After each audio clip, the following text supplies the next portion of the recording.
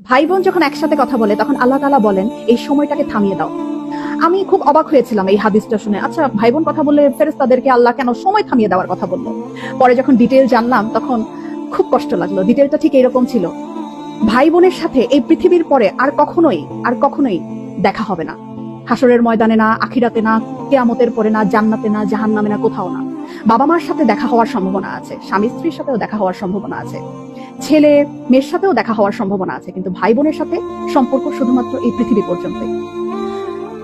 তখন এত খারাপ লাগলো ব্যাপারটা জেনে যে আমার যে বোন আছে অথবা আমার যে ভাই আছে তার সাথে আমার আর কখনোই দেখা হবে না এই পৃথিবীর পরে। মানে মরে যাওয়ার পরে তার সাথে আর আমার কখনোই কথা হবে না। এত ক্ষণস্থায়ী একটা সম্পর্ক আমাদের। যারা সম্পত্তি নিয়ে ঝামেলা করে ভাই বোনের সাথে কথা বলে না, যারা অনেক ঝগড়া বিবাদের কারণে ভাই বোনদের সাথে কথা বলা বন্ধ করে দেয়, তারা না করেন না এই ব্যাপারটা। সময়টা না খুব কম, আমাদের খুব কম।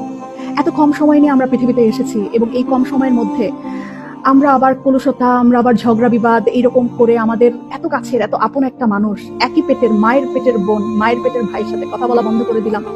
এই মানুষগুলোর সাথে তো আমাদের আর পৃথিবীর পরে দেখাও হবে না, কথাও হবে না। কি দরকার মনে এত কষ্ট রেখে? ভুলে যাই না সব, ভুলে যাই। অল্প একটু সময়ের ব্যবধান, তারপরে সব নাই, শেষ।